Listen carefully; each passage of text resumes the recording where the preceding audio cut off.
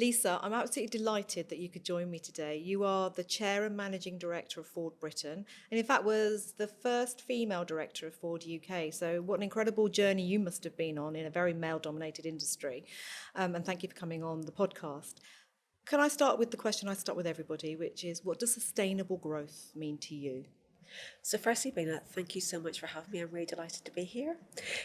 So the first question, I think sustainable growth means two things to me. One, I think you need a good foundation of a business that can firmly deliver a return for shareholders, look after the interests of its employees and its customers, but also do that in a way that treads lightly on the environment. So I think it's kind of two parts for me. It's you've got to have a really firm foundation of your business that will allow you to grow from, and then you need to find a way to do that that has a minimal impact on the environment. And it's interesting you say that, it's a firm foundation of business, because ultimately it's a business. But do you think it is possible to tread lightly across sort of the needs of people, planet, and profit? So our business is going through a really big transition at the minute, our business and actually our industry. So we're moving in the UK and in Europe from traditional internal combustion engines into electrified vehicles. And that requires all sorts of massive change from what we make to the way we make it. So that in itself is a challenge. And then doing that in a way that reduces your carbon footprint is equally challenging. So the short answer to your question is yes. The longer answer is I think it will take some time to get there, because whilst we go through the transition, we see that in that whole process, we're seeing that customers are paying more for electrified product. Now that wouldn't be the way that you would hope that it would end up, that we'd be able to be smarter and faster and be able to deliver a more cost-effective electrified product. But in the short term, I think that that's a challenge. I wanted to just touch on geopolitics and Yes. some of the geopolitical tensions that businesses are navigating. Yes. And many businesses are sort of facing disruption in their supply chains, they're nearshoring, friendshoring to maintain resilience. And as a global business, Ford will have to be navigating that. You've got strengths in manufacturing globally. Yes. I'd love to understand how the geopolitical environment is impacting you and Ford in Britain in particular. So we are a truly global company. So we manufacture products around the world. We develop products around the world, and we're a very capital intensive business, and also a business with very long lead times. So once you decide you're going to build a plant somewhere and manufacture something somewhere, you're kind of stuck.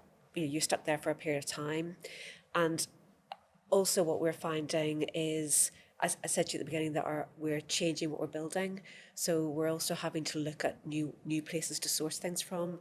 So I think that global politics affects us in terms of trade implications, tariffs, not tariffs.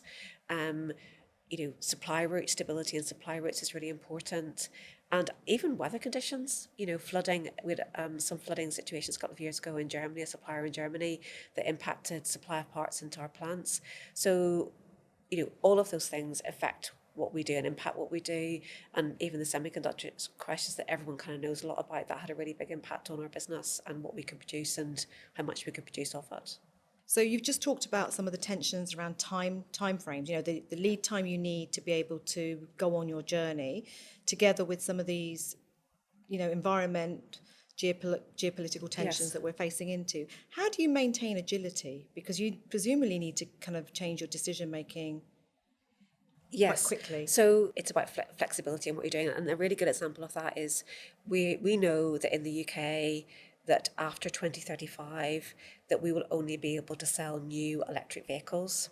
And we know today that you can sell electric vehicles, hybrid vehicles, diesel and petrol vehicles. So we know the end point and we know where we are today, but we're not 100% sure of the trajectory between that. So what we need to do is through our manufacturing plants try to maintain some degree of flexibility. However, you do have to bet on what the future looks like. You have to decide at what point are we going to be selling more electric than less. So you have to take a bet, and some of that's educated, of course, but you don't really know what's going to happen in 10 years. And in some of our timeframes, that's the timeframes that we're planning for. So you have to, it is taking a bet on what the future is going to be, and then you've got to commit to it, and then you've got to try and make it happen and hope that legislation and circumstances don't change around it before you get there. And it's really refreshing to hear you talk about having to take bets, because you are making long-term bets Yes. based on the information you have today. And we That's know right. the world changes around us That's right. constantly. That's right. So actually it's quite refreshing to hear somebody, we have to take bets and we have to take risks to get the opportunities. There was some research recently that said that electric vehicle sales in 2023 was about 16.6%, a little bit lower than it was the previous year. But what was really interesting is the OBR now forecasts that electric vehicles will represent 38% of new car sales in 2027. That's only 3 years away. Whereas previously the estimates are something like 67%. So that is quite drastically different. I'd just like to get Ford's view or your view on the likely take-up of electric vehicles in the country. So we've definitely seen customer demand for electric vehicles drop, and it's very much impacted by which kind of customers are buying them. So the new car market, like many markets, has different segments. Retail customers, so private individuals that buy cars, only about less than 10% of them last year chose to have a battery electric vehicle, a proper electric vehicle. Whereas fleet customers who potentially drive vehicles as company cars and pay benefit in kind taxation, because there's a beneficial taxation rate for electric vehicles, over 25% of those people opted for electric vehicle. So where we see incentivization, it's certainly driving adoption. Where there isn't incentivization, it's not driving adoption. Now, the thing that's happening underneath the scenes and behind the scenes is the government has implemented in the UK a thing called a vehicle emissions trading scheme. And what that does, it mandates from manufacturers the mix of electric vehicles, electric cars and electric vans that we've got to sell in the UK. So we've been tasked or incentivized by the government to hit fixed mixes that increase quite rapidly up to 2030, where new cars will have to be an 80% mix by the time we reach 2030. So we're trying to balance what is proper customer demand by what the government legislation is out there. And some of that I think will maybe come when there's more choice for customers. Mm-hmm. So we see more and more electric vehicles coming into the market. There's a lot of negative press at the minute, I think, around electric vehicles, and maybe if we can begin to overcome some of those issues, we'll see people become more accepting. But certainly it is a little bit of a challenge, shall we say, to get to the government targets they want us to reach.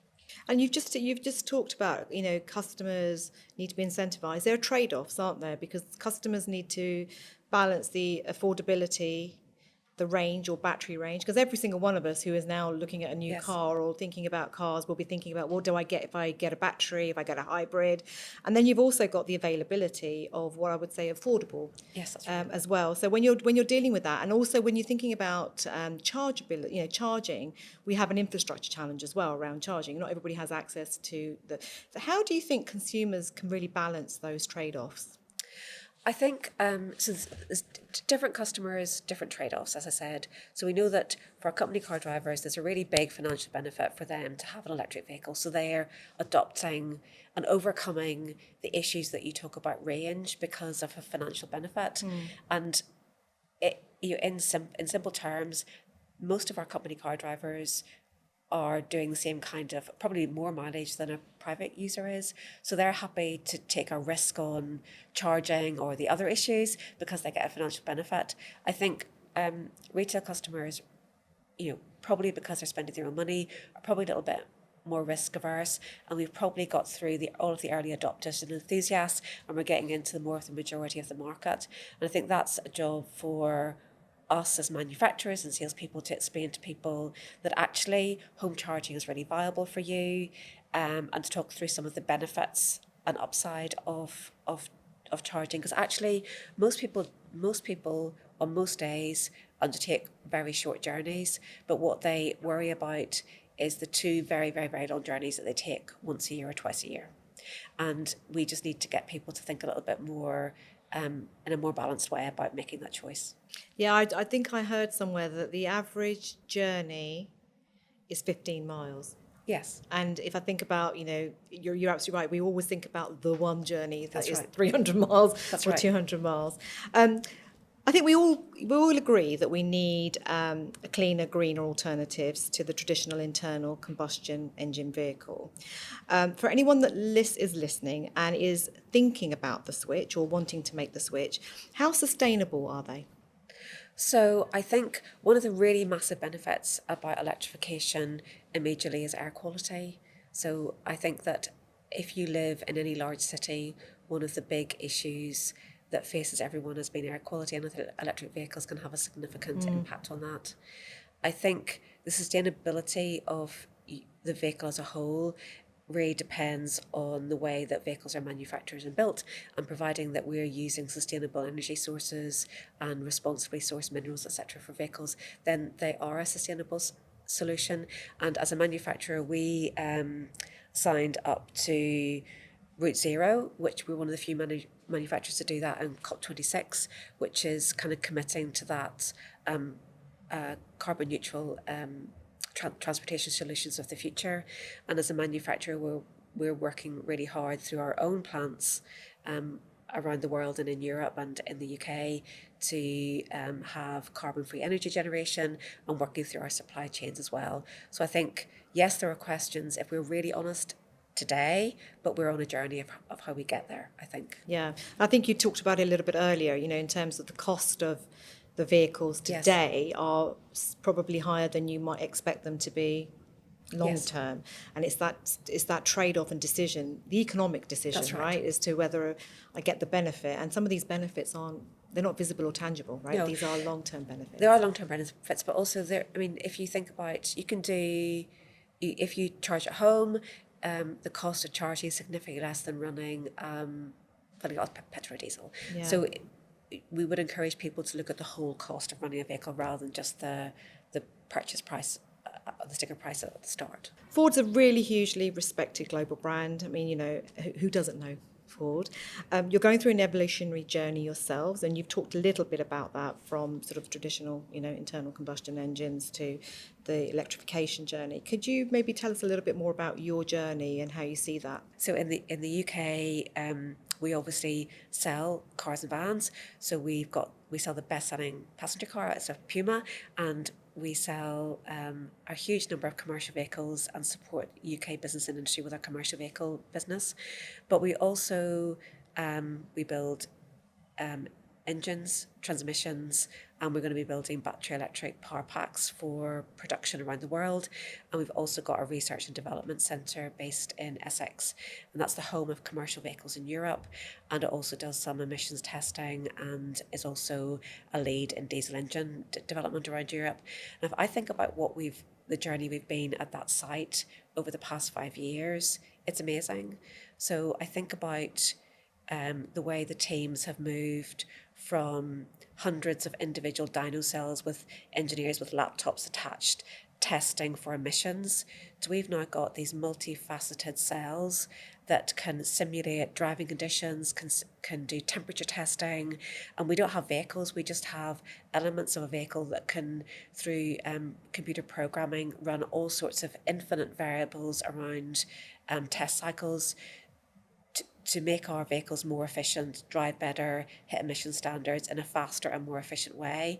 And to do that, we've had to re-engineer the way we do things, and we've had to reskill the workforce from one set of skills that was really purposeful and appropriate 5 years ago to a set of skills now that will see us through the next 10 or 15 years of development. And I think it's amazing. And we're still building vehicles. We've still got vans on the road and cars on the road. We're just doing it in a very different way, a very future-focused way. So you've really articulated how the way that you manufacture vehicles has really evolved with technology. How are you adopting AI?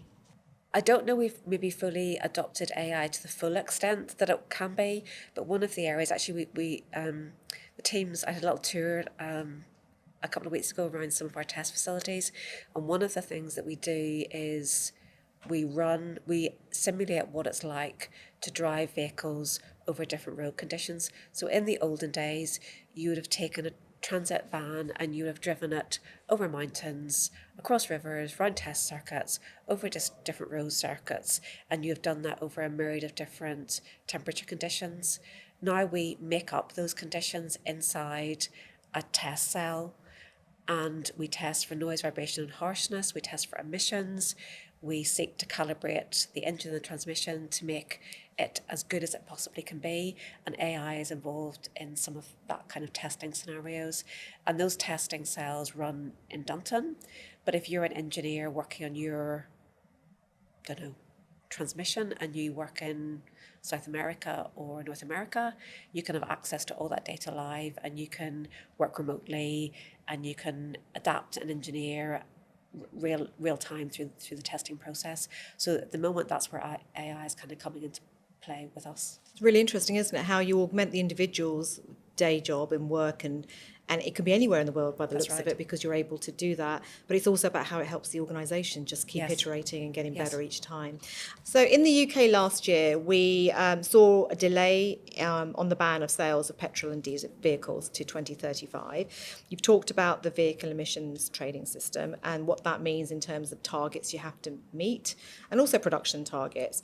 How does Ford navigate that, especially when you've got an onslaught of low cost alternatives also on the horizon? It's really, really challenging, actually. So in the UK, we've actually got to hit 6 emission standards. So for non-electric vehicles, we've got to hit an average CO2 number in GB.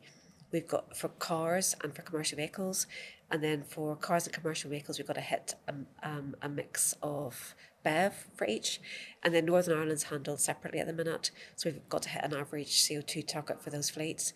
So it's actually very difficult to manage what you're selling and hit all of those mixes. So it's really, really challenging. We've got the most amazingly complicated spreadsheet that's tracking everything, and we're watching everything very carefully. And it's about just understanding the market, knowing what levers to pull, knowing when to put the brakes on. And unfortunately, we understand what the schemes are all about, but our customers don't. So it'd be really helpful if everybody who was buying a car would understand. If they could just help us hit our targets, that'd be great. But unfortunately, it doesn't work like that. So we're kind of you've got to manage everything really carefully. You've got to know your market really well, and you've got to plan really carefully. But it is very complex and actually really, really challenging. Although, to be fair, across Europe and in the UK, we've been hitting CO2 targets, year in, year out. This just makes it a little bit more complicated. Yeah, and that's a trick, isn't it? It's how do you move forward but still maintain within the guardrails that are set for you. That's right. And they sometimes also come in and out as well. So Yeah. you've got to navigate Yeah. this ever movement. You've touched on people and workforce. I'd love to understand how you talked about evolving the skills of the workforce over the last 5 years so that's fit for the Yes. future. And that's not unique to your industry. I think most industries are trying to face Yes. into what does the workforce of the future stand for. But you do have a unique demographic in your workforce, should I say. So in an organisation like ours, our median age is 27, so we've got a sort of real interesting profile across all generations. I think yours is slightly different. How do you bring your colleagues, some of whom have been in the organisation for decades, along on that journey with you? So we do have a more stable workforce, and we have people that have been with us for a very long time, and that has huge strengths because in an environment that's changing very quickly, it's actually very helpful to have people that have experience and understand how the market works, what their jobs are, how to pull all the right levers. That's very helpful. I think to get people to change, it's about painting a really compelling picture of what the future looks like and why we need to go there. I think that's the thing that we need to do. And I think most of our employees understand the move towards electrification, but it's not just electrification, it's also the move into connected vehicles. So our cars and vans today have all got modems in them, Yeah. and providing we've got customer permission, we can see vehicle information. So particularly on our commercial vehicle teams, we've got a thing called Ford Live. We can monitor live vehicle data, so we can see potentially issues that are going to come up before they actually happen in vehicles, and we can be really proactive with support. Before you book your vehicle into a dealership, they can check the health of your vehicle before it arrives and anticipate things they might need to do, rather than open up an engine and find it out after the effect. So the opportunity for people is huge, and our business is huge. And actually, what we find is when people see the opportunity, they're actually inspired by it and not frightened by it, and they grasp the opportunity and come up with great ideas. So I think it's about painting a vision for people of where we're going, and also giving them the confidence that they've got a future in that, Yeah. that place in that future, which is why I said to you at the beginning, for me, any sustainable growth's got to come off of a good foundation. So as you're taking people with you, they understand that they've got a role in the future as well. I think your purpose statement is to help build a better world where every person is free to move and pursue their dreams. Well, that's kind of comes from our founder, Henry Ford, who was a real person, and his family are still involved in the business. So yeah, so it feels like quite an authentic statement, given that we've still got family connections with the company. And also it plays to what you were saying around inspiring your colleagues with a vision, and it's very clear what the vision of the brand really stands for. Culture is really important, and culture is set at the top and the tone at the top. So I think you as a chair have a very big role in nurturing it, but I'd love to understand how you would describe the culture that really helps you support that purpose, and I guess your role in that as well. Yeah, I think culture is something that we talk about, but actually it's something that's very hard to really grasp, isn't it? It's a really challenging subject. I think culture comes from beliefs and what you believe and what you think. Excellence, focus, and collaboration are our three areas that we talk about. But it's not enough to talk about it. You've actually got to live it and do it. And you can't sort of talk yourself out of something you've behaved yourself into. You've got to walk the talk, and you've got to be consistent. And I think that's the way that you begin to make people believe that culture change is possible, and that they begin to lead by your example. I remember, I think it might have been my first job where I was managing a few people, and my manager at the time took me to task because he said, if you panic, your team panics. Don't panic. It doesn't matter what it is. You're the one that's got to be calm. So I think, or set the tone of what you want your team to be. So I think very much culture change has to come from initially from the top, because you've got to walk the talk, and then it's got to be allowed to percolate down through the organisation. I think you're absolutely right. You have to create an environment where it can percolate down. Yes. And that's why it's so powerful when the leaders really walk the talk. I like the way that you said excellence, focus, and collaboration. Play on words here. Ford Focus, that's what I think about. But Puma is definitely the Yes. number one selling brand. Is that right? Yeah, Yes. okay. You joined as a graduate trainee. I think it was in sales and marketing. That's right. As I've said, in a very male-dominated environment. You were the first female director in Ford Britain, and you are the first female chair at Ford Britain.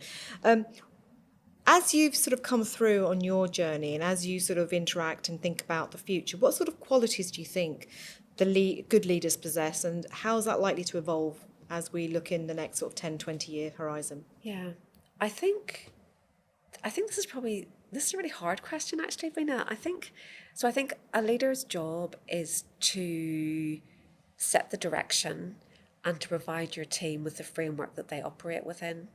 And your job is then to coach them along the way, and if they're getting off track, put them back on track. And I think that irrespective of what happens in the future, that's what leaders have got to do. The other thing I think it's really important for a leader to be in any shape, make, or form is to be authentic. I think it's really exhausting if you feel you've got to be something that's not you to do your job. It's very difficult. So I think as a good leader, you've got to be comfortable in yourself, and you've got to be able to be yourself. And then you've got to support your team, and you've got to be good at picking a good team to let them do what they do. And I think sometimes you've got to be a little bit ruthless. So if you don't have the right team, you've got to get the right team to allow them to operate. Yeah, I think you're absolutely right. Having the right team around you and working together collectively is really important. What's the best bit of advice you've ever been given? One of the most practical bits of advice I had was somebody I worked for. He said to me, "Just don't press send, sleep on it." Yeah, And that kind of is about, being hasty on, replying, but in general, sometimes taking a pause is actually a really good thing to do. You don't have to rush headlong into everything. A pause is sometimes a really good thing to do.